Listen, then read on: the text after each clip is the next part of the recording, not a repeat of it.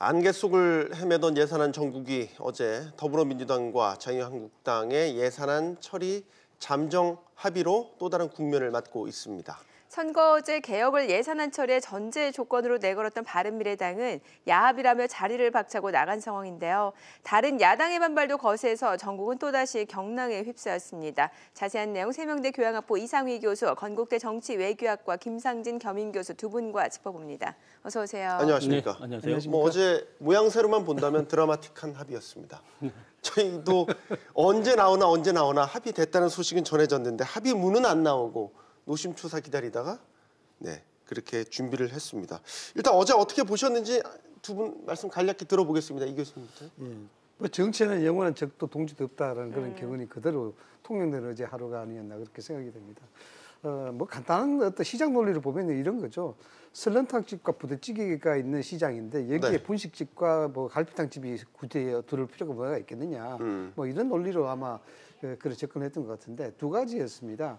현실적 계산에 대한 부분이 있고 그다음에 정치 개혁에 대한 미온적인 어떤 양당의 태도가 있고 이런 두 가지 태도였는데 현실적 계산이었다는 것은 결국 군소 3당이 협조하지 않더라도 이 예산안은 충분히 거대 양당이 손만 잡고 협의가 하게 되면 처리할 수 있다라는 것이죠. 국회 과반수 출석과 출석의원의 과반수 처리 뭐 이런 것 아니겠습니까? 그렇기 때문에 충분히 자신감을 가졌다 이렇게 볼 수가 있고 또 다른 이제 현실적 계산은 여당의 입장에서는 애당초 이 부분을 좀 봐야 될 것 같아요. 460조 슈퍼 예산이라는 것은 초유의 이제 그 규모가 가장 큰 예산이라 보는데 확장 세수라는 부분이 있었습니다. 확장 세수라는 것이 초과 세수가 있었다라는 것이죠. 20조 원 더 거쳤기 때문에 그 20조 원 더 거친 것들을 일자리 창출이라든가 경기 부양이라든가 이런 데 쓸 수 있는 그런 명분이 있다라는 그런 전제에서 출발이 된 겁니다. 이런 것들이 왜 중요하냐 그러면은 최근에 기재부에서 이제 자료가 발표된 게 있습니다. 재정 동향에 따른 이제 미치는 성장에 미치는 재정에 대한 형태를 이제 분석한 발표 보고서인데 거기에 따르면은 재정이 성장에 기여하는 퍼센테이지가 0.8%를 차지하고 있습니다. 예를 들어서 작년에 3.1%의 경제 성장을 보였는데 여기에 재정 투입으로 인한 직접적 효과가 0.8%라는 겁니다. 굉장히 큰 숫자죠. 그래서 비교에 따르면은 올해도 0.8% 정도가 재정 투입으로 인해서 경제 성장률을 개선할 수 있다. 굉장히 폭이 크다 봐야 됩니다. 왜 중요하냐 그러면은 내년도 경제 성장률이 한국은행 뭐 2.8%, 2.9% 전망을 하고 있고 IMF 같은 경우는 2.6% 전망하고 있지 않습니까? 굉장히 이제 성장률이 낮게 예상이 되고 있고 이러한 경제 침체가 이제 심각하다 이렇게 되는데 그렇게 된다 그러면 그만큼 재정 투입에 대한 효과가 굉장히 중요하다 봐야 되겠죠.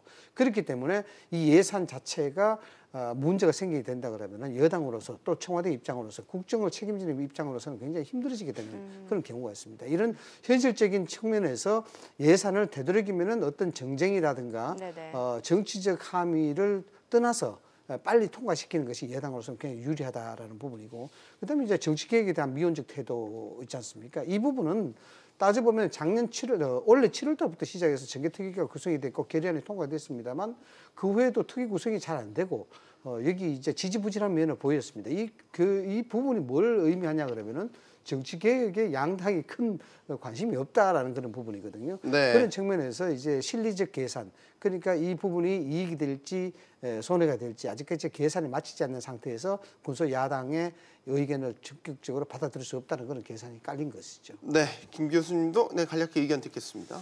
예, 우리가 그동안 보기 드문 광경을 좀 봤습니다. 적대적 관계를 보였던 더불어민주당 원내대표와 그리고 자유한국당의 원내대표가 손을 잡고 그런 장면을 연출을 했었는데요. 그렇죠. 다행 중 저는 불행이라고 생각이 됩니다. 다행은 이제 내년 불행 중 다행이 아닙니까? 다행 중 다행.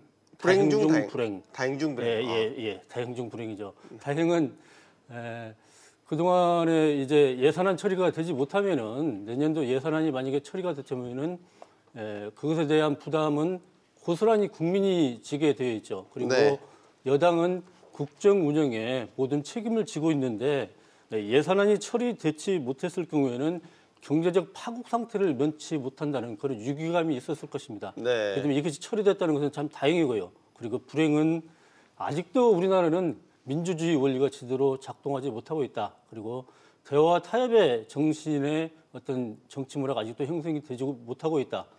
야 3당까지 모든 당이 합의를 했습니다마는 이것이 잘 지켜지지 못했었죠. 이런 부분에 있어서는 굉장히 불행이라고 생각이 됩니다. 그런데 이번에 더불어민주당과 자유한국당이 합의를 하는 과정에는 네. 배경에는 공통 분모가 있었기 때문이었죠. 더불어민주당 같은 경우는 전에도 말씀드렸지만은 이번에 예산안을 처리되는 것이 국정을 이끌어가는데 가장 중요한 문제였기 때문에 다소 문제가 있더라도 야3당을 떼어내는데 엄청난 부담이 있었겠죠. 자유한국당과 연대를 하는데 얼마나 부담이 있었겠습니까? 네. 그렇지만은 처리할 수밖에 없는 그러한 상황에 처해 있었던 것이고요. 자유한국당 같은 경우는 야3당과 함께 연동형 비례대표제를 계속 끌고 갔을 경우에는 실익이 없었다는 것이죠. 오히려 예산안 처리를 하면서 실익을 챙기는 것들이 자기들의 자당의 국회의원들의 지역구 예산이라도 확보해 주는 것들이 실익을 챙길 수 있었던 것이었겠죠. 그러니까 서로가 공통 분모를 가졌다고 생각이 됩니다. 다행히 이것이 다행이자 불행이라고 생각이 됩니다. 네. 일단 당장 바른미래당을 비롯한 야3당은 야합이다, 민주당이 루비콘강을 건넜다라면서 강하게 반발하고 있는데 이렇게 되면 오늘 본회의 여부 자체도 불투명해지는 거 아니겠습니까? 본회의 자체가 뭐 계속 이제 대치적 국민으로 가고 있습니다만 예. 양당이 일단 합의를 했기 때문에 네. 국회를 개의해서 처리하는 부분에 대해서는 큰 문제는 없을 것 같습니다. 다만 이제 부처에서 이 부분에 대한 실무적인 업무가 많이 남아 있습니다. 실무적인 네. 업무가 남아 있기 때문에 이 부분이 시간이 굉장히 지연이 될 수가 있거든요. 지연이 되고 있기 때문에 만약에 실무가 합의가 되고 실무가 완료가 된다 그러면은 아무래도 8일 새벽 밤늦게 이렇게 정도 되면은 처리가 되지 않을까 이렇게 생각이 드는데 문제는 좀 이렇습니다. 홍영태 민주당 대표도 그런 얘기를 했고 일단 야 군소 3당이 주장하는 연동형 비례대표제 선거구제 계획에 대해서는 어느 정도 좀 협의에 대한 문을 조금 열어놓은 상태거든요. 왜냐 그러면은 당론도 그렇게 만들어져 있는 상태인데 다만 예산안 전국과 이것을 연기시켜서 나가는 부분들이 정부에 부담이 되니까 이걸 하지 않겠다는 것인데 연동형 비례대표제라든가 선거구제 개편에 있어서 어느 정도 지금 대치 국면에서 예를 들어서 뭐 시위라든가 단식이라든가 이런 거 중단하려면 어느 정도 명분이 있어야 될 것 아니겠습니까? 네. 명분이 주어지고 그걸 중단해야만이 이제 본회의를 회기하는데 당장에 본회의를 회기가 힘들다 하더라도 여기에 대해서 어느 정도 선거구제 개편에 대한 시차표 그러니까 예를 들어서 시간표라든가 프로그램이라든가 또 한국당과 양당이 이 부분에 대해서 적극적으로 협의하겠다라는 어떤 어느 정도의 합의 정도만 지어진다 그러면은 실이 조금 걸린다 하더라도 뭐 크게 지체되지 않는 선에서 여기 이제 협조적 자세로 좀 나오지 않겠느냐. 뭐 예산안은 그냥 통과한다 하더라도 네. 전국 경색은 조금 피하지 않겠느냐는 생각입니다. 네. 김상진 교수께 여쭤보고 싶은 거는 네. 김 교수가 생각하시는 건 어떻습니까? 연기할 수 없었던 배경, 그러니까 선거구제 개혁과 예산안 처리 두 거대 정당이 이거를 연기 처리하지 않기로 결국 결정을 내렸으니까 여기에 지금 야3당이 반발하고 있는 것 아닙니까? 네네. 배경 어디 있었다고 보십니까? 연동형 비례대표 제도는요 원내체 1당과 2당한테는 굉장히 유리한 그러한 제도는 아니죠. 바로 여기에 이제 공통의 분모가 있었다고 생각이 들고요. 예를 들어서 자유한국당 같은 경우는 지금 정당 지지율이 굉장히 낮은 상태 아닙니까? 네. 이렇게 되면은 연동형 비례대표제를 했을 경우에는 의석수에 굉장한 손해를 보게 돼 있죠. 민주당 같은 경우는 정당 지지율은 높으나 어떤 지역구 당선이 높았을 경우에는 비례대표를 그만큼 받을 수가 없기 때문에 또한 불리한 그 구조가 되는 것이죠. 이렇게 그 제1당과 2당이 실익이 없는 연동형 비례대표제에 서로가 묶여 있을 경우에는 이후에 전국을 풀어나가는 데서 문제가 있다고 보는 것이죠. 그래서 예산과 선거제도를 굳이 연계시켜서 갈 필요가 없다. 분리해서 가자라는데 공통 분모를 가졌다고 생각이 듭니다.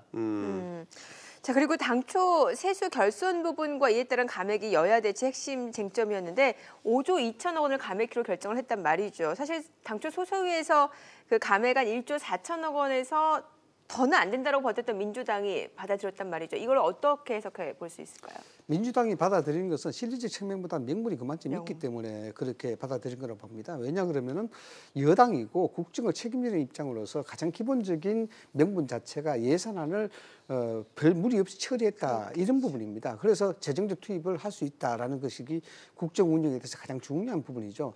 그리고 이제 따져 보면은 남북 경협 예산이라든가 뭐 세수 결손이 났다 하더라도 일자리 예산이라든가 이런 것들을 보면은 큰 틀에서 크게 손해 나지 않았다라는 것입니다. 예를 들어서 뭐 일자리 예산 같은 경우에는 막 5조 정도 감액이 됐다고 합니다만 큰 틀이 이제 변함이 없었는 것이고 남북 경협 부분도 일반 예산에 대한 부분들이 뭐 감액됐을 뿐 큰 틀에 또 변화가 없었다라는 부분이고 SOC라든가 이런 것들은 정당 구조에서 SOC 예산이 확대 정액이 된다는 것은 SOC 예산 정액으로 인해서 뭐 지역 민심, 지역 예산을 챙기기라는 비난은 있을 수 있을지만 몰라도 결국 이 또한 일자리를 창출할 수 있는 그런 예산으로 볼 수 있기 때문에 민주당으로서는 크게 이제 명분이라든가 이런 쪽에서는 크게 손해 볼 것이 없다라는 측면이다라는 것이고 반면에 이제 한국당에서는 여러 가지 상황으로 봐서는 어느 정도 실리를 챙겼다고 볼 수가 있는 것이죠. 네. 왜냐 그러면은 5조 원 예산이라는 것이 1% 이상을 상회하는 총 범위에서 총 예산에서 1% 이상을 상회하는 그런 예산 범위죠. 통상적으로 뭐 1% 내외가 예산의 감액 대상으로 이제 분석을 할 수가 있는데 네. 그래서 상회할 수 있다는 부분이니까 어느 정도 명분도 얻었다, 실리를 챙겼다고 이제 판단을 할 수 있는 겁니다. 예. 김 교수님 네네. 어떻게 보십니까? 그러니까 뭐 연동형 비례대표제 선거제 개혁을 계속 야3당이 주장을 했고 지금 손학규 대표나 이정미 대표는 단식에 이제 돌입했다고 그렇죠, 예. 하죠. 지금 이 선거구제 개편 문제가 이번 아니면 관철시키기가 사실상 어렵다고 봐야 되는 겁니까? 그래서 야3당이 더 이렇게 적극적으로 반발하고 있는 모양새입니까? 예, 법적으로는 이제 선거 1년 전까지 선거구 획정이 있어야 되는 것이죠. 그렇다면 내년 4월까지니까요. 사실 시간이 그렇게 얼마 남지는 않은 상황입니다. 네. 근데 이제 야3당 같은 경우에는 2020년 총선에서 지금의 소선거구제, 이런 승자 독식의 소선거구제 갔을 경우에는 굉장히 존립의 위협을 받는 상황까지 올 수도 있는 상황이죠. 예. 그렇기 때문에 야당은 지금 강력한 투쟁을 해서 내년 4월까지 뭔가 이 선거구제를 개편해야 되는 그런 상황이 있습니다. 네. 그래서 오늘부터 손학규 대표나 이정미 대표가 단식까지 들어가면서까지 관철시키려고 노력을 하고 있는데요. 네. 그런데 이번 정기국회가 끝나게 되게 되면은 야3당이 과연 이러한 투쟁의 동력들을 얼마나 살릴 수 있을지는 굉장히 의문입니다. 앞으로 이제 지나면은 바로 뭐 김정일 위원장의 답방이 예정되어 있고 네. 그리고 북미 간의 2차 정상회담이 예정되어 있고 이렇게 남북 간의 이슈가 굉장히 커지게 되고 자유한국당 같은 경우에는 이제 2월 달에 전당대회를 앞두고 있는 상황이지 않습니까? 네. 이렇다면은 야3당이 지금의 연동형 비례대표제를 중심으로 한 투쟁에 얼마만큼 가져갈지 이것은 의문입니다. 동력을 계속 가져야 쉽지 않을 거다라고 의견을 주셨는데 어떤 의견이십니까? 뭐 충분히 일리 있는 얘기죠. 결국 이제 정치라는 것이 어느 정도의 어떤 환경에서 어떤 이슈가 나오느냐에 따라서 그것이 후순위에 밀리기도 하고 선순위에 들어가기도 하고 그런 측면에 이제 말씀하신 것 같은데 중요한 것은 이렇습니다. 이 본격 논의가 어느 정도 이제 가시화된 건 사실이에요. 연동형 비례대표가 왜 우리한테 필요하냐 이런 부분에 대한 이야기 있는데 연동형 비례대표제라든가 선거구제 개편에 대해서는 이미 뭐 1990년대 중반부터 이야기가 되어 왔었던 부분입니다. 이 부분에 대해서 이제 워낙 첨예하게 이해관계가 걸리기 때문에 이것이 본격화되지 못했다라는 것인데 중요하게 이제 변수로 볼 수 있는 것은 뭐 두 가지입니다. 예를 들어서 야당의 기류가 어떻게 변하느냐. 그러니까 보수 통합이라든가 한국당을 위시한 보수 쪽의 통합 가능성이 어느 정도 있느냐에 대한 부분. 그다음에 대통령의 국정 지지도가 어느 정도 견인이 될 수 있냐 부분. 이 부분입니다. 이 부분이 앞으로 선거구제 계획 부분, 연동형 비례대표제가 받아들일 수 있느냐, 붐업이 되느냐 안 되느냐를 가늠하는 잣대로 볼 수 있는 것이죠. 왜냐하면은 보수 통합이 된다 그러면은 예를 들어서 바른당이라든가 이런 군소당이 보수로 편입되는 그런 과정이 있기 때문에 거대 양당 구조가 고착화되는 것입니다. 거대 양당 구조가 고착화된다 그러면은 군소 정당에 대한 위치 자체가 없어지게 되는 것이죠. 그래서 내년 한국당의 전당대회를 위시해서 그 즈음에서 보수 쪽의 대연정이라든가 대연합이라든가 통합이 가능한다 그러면은 네. 사실상 선거구제 계획은 계획 자체는 물 건너갈 수밖에 없는 것이고 그다음에 이제 대통령에 대한 국정 지지도 이 부분이 어느 정도 견인한다 그러면은 상승 국면에 간다 그러면은 실질적으로 선거구제 개편도 어려워질 수 있는 것이고, 만약에 계속해서 국정 지지도가 하락세를 면치 못한다 그러면은 그만큼 군소 정당의 입김이 세기 때문에 또 다시 부흥될 수 있는 그런 기조로 갈 수 있다라는 겁니다. 네. 그럼 개인적으로 보셨을 때 그 예산안과 선거제도 개편과 연계하는 게 적절한지 좀 궁금해지고, 또 비례대표제, 연동형 비례대표제가 필요하다라고 보시는지 좀 여쭤볼게요. 정부 예산안과 선거제도는 본질적으로 다르죠. 예산안은 국회에서 예결투기에서 논의를 하고 있고요. 그리고 선거제도는 정개투기에서 논의를 하고 있습니다. 그리고 선거제도는 국회의원들한테 이해관계가 있는 내용입니다. 그런데 예산안은 국민 전체한테 이해관계가 있는 예산이죠. 이것이 연계가 돼서 투쟁이 된다는 데 있어서는 본질적으로 좀 차이가 있다고 생각이 들고요. 근데 이것이 이제 그동안에 연계돼서 주장되는 것이 잘못되었다고 생각됩니다만은 지금까지 우리나라 정치 제도 관행이 그렇게 이어져 왔었죠. 항상 연말이 되면은 야당은 예산안을 볼모로 해서 정치적 전리품들을 챙겨왔던 게 사실이었고요. 네. 그리고 매년 12월 30일 재종수를 갖다가 국회에서 들었던 경우도 그동안 많이 있었습니다. 네. 이게 지금 야3당이 다 합쳐도 50석에 불과하지 않습니까? 예. 그렇기 때문에 이분들이 자기의 정치적 요구들을 갖다가 주장을 하는 데 있어서의 한계가 있기 때문에 지금 이렇게 강력한 투쟁을 하고 예산과 연계 투쟁을 한다는 데 있어서는 뭐 그럴 수도 있다고 생각이 듭니다. 근데 연동형 비례대표제가 필요하냐라고 했을 경우에는요. 제 생각은 그렇습니다. 우리나라의 정치적인 가장 크게 지금 해결해야 될 문제는 저는 지역구도에 있다고 생각이 됩니다. 네. 이 지역구도 자체가 강화가 되면서 모든 의원들은 공부하기보다는 줄서기 정치를 했던 것이죠. 그리고 패거리 정치를 했던 것이고요. 이 지역구도가 극복되지 못하면 우리나라 정치 문화는 후진적 정치 문화를 극복할 수 없다고 생각이 됩니다. 따라서 저는 지금 연동형 비례대표제 100% 연동형 비례대표제에서 비례성을 강화하는 것보다는요. 권역별로 나눠서 권역별 비례대표제를 내서 우리나라 지역구도를 완화시켜내는 게 더욱더 중요한 우리의 과제라고 생각이 듭니다. 알겠습니다. 자, 이렇게 여쭤볼게요. 그러면 뭐 권역별 얘기까지 나왔으니까 저희가 너무 이 얘기를 갖다가 깊게 들어갈 수는 없고, 지금 제시되고 있는 연동형 비례대표제, 뭐 사실 여당 대통령이 공약이기도 했었기 때문에 국민들 생각은 어떨까요? 그러니까 국회의원 숫자가 만약에 이제 도입이 돼서 늘어나게 된다면 반대할 것 같거든요. 국민들은. 그렇죠. 국회의원 숫자 늘리는 좋아할 사람 국민들은 어떻게 했습니까? 우리 앵커께서 지적했듯이 국민들의 연동형 비례대표제다, 권역별 비례대표제다, 이 내용 알까요? 모릅니다, 사실. 어려울 수도 있죠. 굉장히 어려운 얘기이기도 하고요. 저희 같은 이제 평론하는 사람들도 이 부분에 대해서 명쾌하게 설명하기가 참 애매한 구석이 많습니다. 또 시간이 또 말이 할애가 될 수밖에 없고. 그래서 국민들은 사실상 이제 먹고 사는 문제에 관심이 있지, 여기에 대한 큰 관심이 없는데, 다만 이제 제가 왜 이 말씀을 드리냐 그러면은 군소 3당이 이 선거구제 개편 자체를 들고 나온 것은 좀 전략의 미스가 있어요. 왜냐 그러면은 예산이라는 것은 국민의 먹고 사는 민생에 대한 문제고, 선거구제 개편은 당리당락에 대한 문제거든요. 이 문제를 예산안 먹고 사는 민생 문제와 연계시킨다는 자체가 명분이 좀 딸립니다. 그렇기 때문에 힘을 잃을 수밖에 없는 것이고, 양당이 여기에 대해서 그럼에도 불구하고 합의를 할 수밖에 없는 구조를 가지고 있는 것이 이 명분에서 밀리기 때문입니다.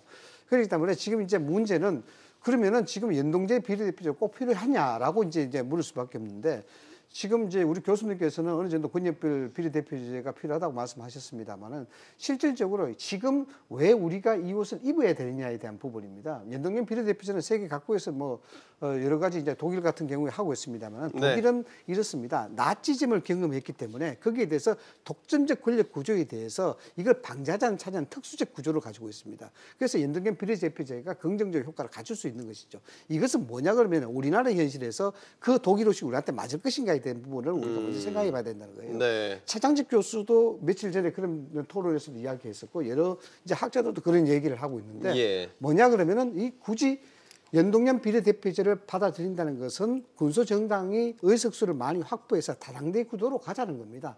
다당제 구도로 가는 것은 좋습니다만은, 다당제 구도로 가자면은 우리같이 권력 집중형 민주주의 제도라든가 대통령제 하에서는 자칫하면 대통령제 안정성이 해칠 가능성이 있다. 그게 첫 번째 문제고, 그다음 두 번째는 정당 간의 야합과 담합이 이루어질 수가 있다는 네. 겁니다. 그것이 이제 정책적 우선순위를 가면 모르는데 지금 이데올로기가 약간 희미해져 가는 그런 상황에서 정책적 변별력이 없습니다. 그러니까 정치적 우세 속에서 담합 구조가 만들어지게 되면은 정치 구조 자체가 굉장히 흔들리게 되죠. 네. 그래서 선진화된 정치 문화가 있어야만 연동형 비례대표제를 통해서 다당제 구조로 갈 수 있는데 이 자체가 선행되지 않으면은 또 다른 비트 플레이를 생산하게 된다라는 겁니다. 그 비트 플레이가 많게 되면은 국정이 불안해진다는 것이죠. 그래서 지금 꼭 우리가 연동형 비례제 필요한 것이냐에 대해서 이제 학자들이 이야기하는 이유 중에 하나가 그겁니다. 네. 뭐 지금 말씀해주신 대로 선진화된 정치 문화가 있어야지 그 연동형 비례대표제를 채택할 수 있다라고 하셨는데 실제로 다른 나라 지금 연동형 선거제도를 채택하는 나라가 어느 나라가 있습니까? 연동형 비례대표제는 기본적으로 이제 독일이나 뭐 뉴질랜드 이런 이제 내각제 국가들에서 주로 이제 하고 있는 제도이죠. 예. 이게 이 교수님 말씀하셨습니다마는 독일 같은 경우에는 왜 그러냐면 100% 연동형 비례대표를 하면은 50% 이상의 정당 득표를 해야지만이 과반수 의석을 차지할 수가 있지 않습니까? 네. 그렇기 때문에 50% 이상의 정당 지지율을 가져온다는 것은 사실 쉽지 않은 것이죠. 네. 그다음에 독일 같은 경우에는 당연히 연립 정부를 할 수밖에 없습니다. 그래서 연립인들. 네. 선거가 끝나게 되면은 제1당이 2당 내지는 3당, 4당과 연합을 해서 정권을 만들 수밖에 없는 것이죠. 그런데 이렇게 되면은 이제 정치 문화에 있어서는 대화와 타협의 정치 문화는 있을 수밖에 없습니다. 이게 정당 간의 대화와 타협을 해야만이 국정 운영을 할 수가 있는 것이죠. 그런데 이것을 이제 무리하게 우리나라에 적용시키느냐 이것이 맞는 것이냐 이런 문제는 이제 논의를 해봐야 되겠지만은 저도 우리나라의 특수성에 맞게끔 이 제도를 갖다가 적용하는 것은 중요하다고 생각합니다. 그렇기 때문에 100% 연동형 비례제를 갖다가 우리나라에 적용하는 것은 다소 무리가 있다고 생각들고요. 저는 우리나라 방금도 말씀드렸습니다만 저는 우리나라의 정치 문화 속에서는 가장 극복해야 될 것은 지역구도이다. 네. 지역구도를 깨기 위해서는 권역별로 비례대표제를 강화시켜내야 된다고 생각이 듭니다. 문재인 대통령 같은 경우에도 얘기했던 것이 선관위에서 이미 제기한 권역별 연동형 비례대표제를 말씀하셨던 것이죠. 네. 그리고 이해찬 대표가 100% 연동형 비례대표제는 안 된다고 얘기했지 않습니까? 방금 제가 말씀드렸듯이 만약에 100% 연동형 비례대표를 도입했을 거는 지금 정부 여당이 과반수 정당은 할 수가 없는, 과반수 의석을 확보할 수가 없는 기본적인 전제가 있기 때문에 그런 것이죠. 그런데 지금도 우리나라의 지역구도를 완화시키고 네. 비례성을 확대시키는 데 있어서는 더불어민주당도 의견을 같이 하고 있다. 그렇기 때문에 얼마든지 논의를 할 수 있는 내용은 충분히 된다라고 생각이 듭니다. 알겠습니다. 좀 네. 말씀 좀 드리자면 짧게 부탁드립니다. 네. 그렇습니다. 지금 실질적으로 이제 지역 구도에 대한 부분들은 연동제 비례대표제를 도입하고 있는 나라들도 마찬가지고 세계 선진국의 정치 문화에서도 지역 구도는 다 있습니다. 왜냐 그러면은 정치 세력은 그것이 가치든 지역이든 어떤 추진력, 그러니까 지지 기반이 만들어지기 때문에 네. 그것이 꼭 연동형 비례대표제가 도입된다 해서 지역구도가 타파되는 그런 경우는 별로 없습니다. 독일도 지금 지역구도가 그대로 유지하고 있는 그런 셈이고요. 또 하나 말씀을 드릴 것은 이렇습니다. 연동형 비례대표제는 다당제 구도로 가는 것이고 그것이 사실상 이원 집정부의 형태, 내각제 형태를 가지고 있습니다. 만약에 그걸 간다 그러면은 우리 같은 경우는 자칫하면은 우물에서 숭늉을 찾는 격이 되는 거예요. 뭐냐 그러면은 그렇게 다당제 구도로 가져가게 되고 실질적으로 내각제 형태를 가져가려고 그러면 개헌을 먼저 해야 되는 겁니다. 사실상 이것이 그런 어떤 법적인 시스템이 배치되지 않고. 그러니까 그것이 그제에 깔리지 않는 상태에서 연동형 비례대표제를 하게 된다 그러면 지금 헌법이 보장하고 있는 대통령제라든가 이런 것들이 상당히 네. 흔들릴 수가 있다는 그런 네. 문제가 있습니다. 알겠습니다. 선거구제 개편이 이렇게 뜨거운 감자였군요. 김상진 교수, 이상희 교수와 이야기 나눠봤습니다. 두 분 고맙습니다. 잘 들었습니다.